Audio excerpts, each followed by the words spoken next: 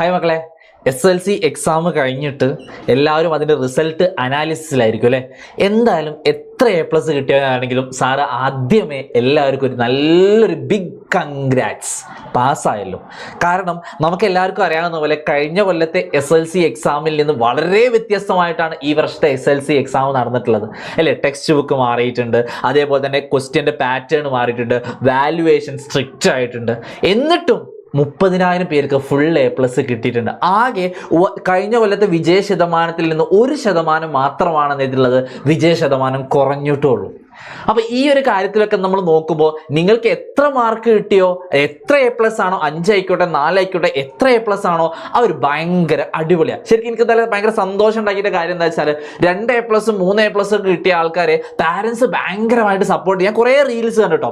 Parents അവർക്ക് വേണമെങ്കിൽ എന്തൊക്കെ കേക്ക് മുറിക്കുന്നു, മറ്റു കാര്യങ്ങളൊക്കെ ചെയ്യുന്നു. കാരണം അവർക്ക് 2 A+, 3 A+ ഉള്ളൂ. പക്ഷേ ആ ഒരു സപ്പോർട്ട് അവർക്ക് കിട്ടിയ അത് ഭയങ്കര, നമുക്ക് ടീച്ചേഴ്സ് എന്നുള്ള രീതിയിൽ നമുക്ക് ഭയങ്കര ഒരു ഹാപ്പിനെസ്. കാരണം നമുക്ക് തന്നെ ടെൻഷനാണ്, എടാ ആ കുട്ടിക്ക് ഇത്ര A+ അല്ലേ ഉള്ളൂ, അവർ ഭയങ്കര ടെൻഷനിലായിരിക്കുമല്ലോ, അല്ലെങ്കിൽ ഫാമിലിൻ്റെ അടുത്ത് ഭയങ്കര ബുദ്ധിമുട്ടിലായിരിക്കുമല്ലോ എന്നുള്ള കാര്യങ്ങളൊക്കെ നമ്മളിങ്ങനെ ആലോചിച്ചിരിക്കുമ്പോഴാണ് ഇങ്ങനത്തെ റീലുകളൊക്കെ കാണുന്നത്. അത് നമുക്ക് ഭയങ്കര സന്തോഷമുള്ള കാര്യമാണ് എന്നുള്ളത് ഞാൻ ആദ്യമേ പറയാണ്. ഇനി നമുക്കുള്ളത് +1 ആണ്. +1ൻ്റെ അലോട്ട്മെൻറ്റ് 25-ാം തീയതി തുടങ്ങും എന്നുള്ളതാണ് ഇപ്പോൾ നമുക്ക് ഒഫീഷ്യലി അല്ലെങ്കിൽ അൺഒഫീഷ്യലി എന്നുള്ള രീതിയിൽ നമുക്ക് പറയാൻ വേണ്ടി പറ്റുന്ന അപ്ഡേഷൻ എന്ന് പറഞ്ഞാൽ അല്ലേ. റീവാലുവേഷനൊക്കെ കുറേ പേര് കൊടുത്തിട്ടുണ്ട്. ഞാൻ മനസ്സിലാക്കുന്നത് കൂടുതൽ പേര് റീവാലുവേഷന് കൊടുത്തിട്ടുണ്ട്. സോഷ്യൽ സയൻസ് ഒക്കെ കൂടുതൽ പേരും റീവാലുവേഷന് കൊടുത്തിട്ടുണ്ട് എന്നുള്ളതാണ് ഞാൻ ഏറ്റവും കൂടുതലായിട്ട് അറിഞ്ഞിട്ടുള്ള കാര്യം. അപ്പോൾ എന്തായാലും നല്ല മാർക്ക് നിങ്ങൾക്ക് എല്ലാവർക്കും കിട്ടട്ടെ. പാസ്സായ എല്ലാവർക്കും വീണ്ടും ഞാൻ ഒരു കൺഗ്രാറ്റ്സ് പറയുന്നു. അങ്ങനെയാണെന്നുണ്ടെങ്കിൽ എല്ലാവർക്കും ആഗ്രഹം ഉണ്ടാവും +1ൽ സയൻസ്, കൊമേഴ്സ് അല്ലെങ്കിൽ ഹ്യൂമാനിറ്റീസ്. ഇതിൽ ഏറ്റവും കൂടുതൽ എല്ലാവരും എടുക്കാൻ ഉദ്ദേശിക്കുന്നതായിരിക്കും നമ്മുടെ സയൻസ് എന്നുള്ള ഈ ഒരു സബ്ജക്റ്റ് അല്ലേ. സയൻസ് എന്നുള്ള സ്ട്രീമിൽ ശരിക്കും മെയിനായിട്ട് നമ്മൾ സാധാരണ 2 പറയാനുള്ളത്, ഒന്ന് ഫിസിക്സ്, കെമിസ്ട്രി, മാത്സ്, ബയോളജി, അല്ലെങ്കിൽ ബയോളജിക്ക് വരും കമ്പ്യൂട്ടർ സയൻസ്. അത് മാത്രമല്ല കേട്ടോ, കുറേ സ്ട്രീമുകൾ വേറെ ഉണ്ട് കേട്ടോ. അപ്പോൾ ഈ സ്ട്രീമുകളിലേക്കാണ് കൂടുതൽ പേര് എന്ത് ചെയ്യാറുള്ളത്, ചൂസ് ചെയ്യാറുള്ളത് അല്ലേ.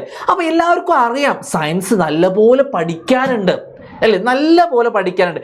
എന്നാലും കൂടുതൽ പേരും ഇത് ചൂസ് ചെയ്യണം എന്നുണ്ടെങ്കിൽ എന്തോ ഒരു സാധനം അതിലുണ്ട് അല്ലേ. സിമ്പിളായിട്ട് പറയുകയാണെങ്കിൽ എന്തോ ഒരു സാധനം. കാരണം കൂടുതൽ പേരും എല്ലാവരും പറയുന്ന ഒരു കാര്യം വെച്ചാൽ +2 സയൻസ് എടുത്തൊരു കുട്ടിയാണ് എന്നുണ്ടെങ്കിൽ അവൻ ആ +2 കഴിഞ്ഞാൽ ഏത് സ്ട്രീമിലേക്ക് എന്ത് ചെയ്യാൻ വേണ്ടി പറ്റും, പോകാൻ വേണ്ടി പറ്റും.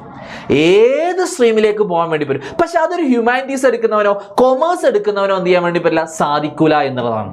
ഇനി രണ്ടാമത്തെ കാര്യം, എല്ലാവരും പറയുന്നത് സാറേ സയൻസ് എന്നുള്ളത് ഭയങ്കര ടഫാണ് അല്ലേ. പക്ഷേ നമ്മൾ കൊമേഴ്സും ഹ്യൂമാനിറ്റീസും ആയിട്ട് കമ്പയർ ചെയ്തിട്ട് വിജയ ശതമാനം ഞാൻ ലാസ്റ്റ് ഇയർത്തെ നോക്കിയപ്പോൾ സയൻസിലാണ് ഏറ്റവും കൂടുതൽ വിജയ ശതമാനം ഉള്ളത്. അതായത് സയൻസിൽ 83.50 വിജയ ശതമാനം ഉള്ളപ്പോൾ കൊമേഴ്സിൽ 74, ഹ്യൂമാനിറ്റീസ് ആണ് ഏറ്റവും കുറവ്, അതിൽ 69% ഉള്ളൂ.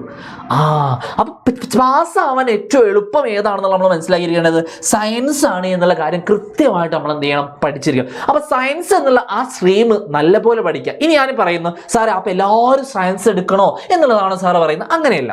നമുക്കറിയാം നമുക്ക് 10ാം ക്ലാസ്സിലും കിട്ടിയിട്ടുള്ള ഒരു മാർക്ക്, അല്ലെങ്കിൽ 9ാം ക്ലാസ് കഴിയുമ്പോൾ തന്നെ നമുക്ക് ഏതൊക്കെ സബ്ജക്റ്റ് നല്ലപോലെ അറിയാം എന്നുള്ളത് നമുക്കൊരു കോൺഫിഡൻസ് ഉണ്ടാവും. സിമ്പിളായിട്ട് പറയുകയാണെങ്കിൽ ഫിസിക്സ്, മാത്സ്, കെമിസ്ട്രി അല്ലെങ്കിൽ ഫിസിക്സ്, മാത്സ് ഈ 2 സബ്ജക്റ്റുകളും ഫിസിക്സും മാത്സും നല്ലപോലെ അറിയുന്ന ഒരു കുട്ടിയാണ് എന്നുണ്ടെങ്കിൽ അവൻ ഉറപ്പായിട്ടും സയൻസ് എടുക്കണം. അല്ലെങ്കിൽ വെൽ ഡിറ്റർമൈൻഡ് ആയിട്ട് അവൻ്റെ കൊമേഴ്സ് അല്ലെങ്കിൽ ആ രീതിയിലേക്ക് പോകണം എന്നുള്ളതാണ് ഞാൻ പറയുന്നത്.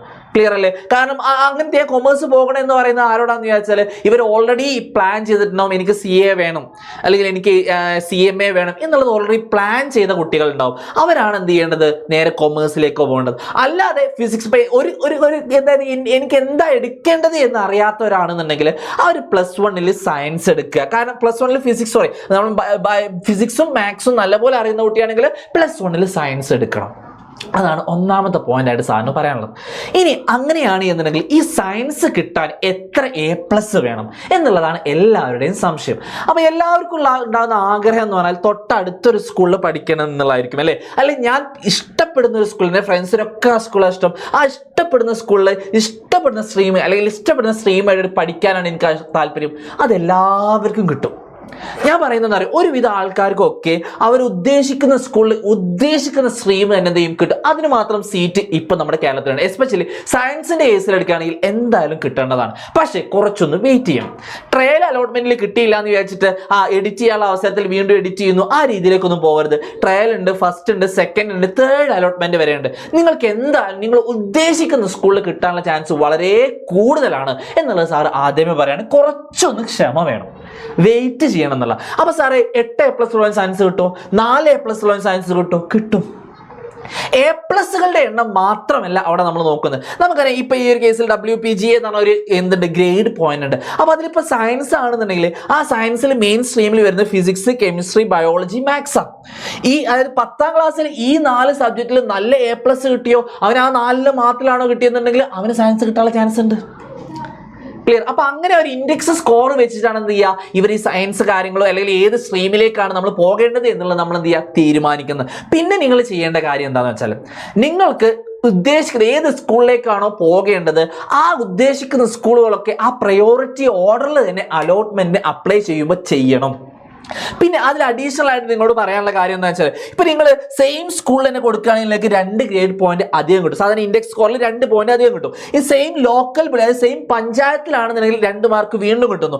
സെയിം താലൂക്കിലാണെങ്കിൽ 1/2 മാർക്ക് വീണ്ടും കിട്ടുന്നു. പിന്നെ ആ SLC സ്റ്റുഡൻറ് സാധാരണ സ്റ്റേറ്റ് ബോർഡിൽ പഠിച്ചൊരു സ്റ്റുഡന്റ് ആണെന്ന് അവരാണ് +1 വരുന്നതെങ്കിൽ +1 സ്റ്റേറ്റ് സ്കൂളിലേക്ക് വരികയാണെങ്കിൽ അവന് 3 മാർക്ക് ഉണ്ടാവും. പിന്നെ ലിറ്റിൽ കൈറ്റ്സ് ഉണ്ടല്ലോ, അതിൽ A ഗ്രേഡ് കിട്ടിയ ഒരു കുട്ടിക്ക് 1 മാർക്ക്. പിന്നെ NCC സ്കൗട്ട്, SPC, ഞാൻ SPCയിൽ ഉണ്ടായിരുന്നു കേട്ടോ. ഓക്കെ, ഫസ്റ്റ് ഇയറിൽ SPC തുടങ്ങിയ സ്റ്റുഡൻസ് പോളിസി കാർഡുണ്ടല്ലോ, തുടങ്ങിയ ആ വർഷത്തിലാണ് ഞാൻ ഉണ്ടായിരുന്നത്. എനിക്ക് ഗ്രേസ് മാർക്ക് കിട്ടിയിട്ടുണ്ട്. ഓക്കെ, അപ്പോൾ അതിലുള്ളവർക്ക് 2 മാർക്ക് അഡീഷണൽ ആയിട്ട്. Childrens of soldiers 3 mark. പിന്നെ childrens of ex serviceman 3 mark. പിന്നെ ആരെങ്കിലും സോൾജിയേഴ്സ് മരിച്ചു വരാണെങ്കിൽ അവർക്ക് എന്ത് ചെയ്യുന്നുണ്ടാവും, 5 മാർക്ക് കിട്ടും. അപ്പൊ ഇതൊക്കെ ഇതിന് അഡീഷണൽ ആയിട്ട് കിട്ടുന്ന പോയിന്റ്.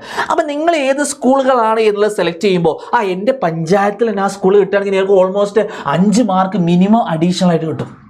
5 മാർക്ക് മിനിമം ഓൾറെഡി ഉള്ള നിങ്ങളുടെ മാർക്കിന് പുറമെ ഈ ഒരു ക്രൈറ്റീരിയ വെച്ചിട്ട് എന്തായിരിക്കും മാർക്ക് കിട്ടുന്നതായിരിക്കും. അപ്പൊ അതൊക്കെ നിങ്ങൾക്ക് ആ താല്പര്യമുള്ള സ്കൂളുകളിൽ താല്പര്യമുള്ള സ്ട്രീം കിട്ടാൻ വേണ്ടി ഹെൽപ്പ് ചെയ്യും എന്നുള്ളതാണ് നിങ്ങൾ എന്ത് ചെയ്യേണ്ടത്, മനസ്സിലാക്കിയിരിക്കേണ്ടത്.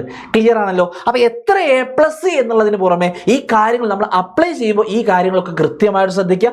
എത്ര A+ ആണെങ്കിലും കുറച്ച് വെയിറ്റ് ചെയ്താൽ നിങ്ങൾക്ക് എന്ത് ചെയ്യുന്നതായിരിക്കും, ആ സ്ട്രീം കിട്ടുന്നതായിരിക്കും എന്നുള്ളതാണ് സാറിന് എന്ത് ചെയ്യാനുള്ളത്, നിങ്ങളോട് പറയാനുള്ളത്. അപ്പൊ എല്ലാവരും എന്ത് ചെയ്യുക, ഈ അലോട്ട്മെന്റ് പ്രൊസീജിയറും കാര്യങ്ങളും കറക്റ്റ് ആയിട്ട് ചെയ്യുക. ആരും എന്ത് ചെയ്യരുത്, അതൊന്നും വിട്ടുപോകരുത്. ഓക്കെ.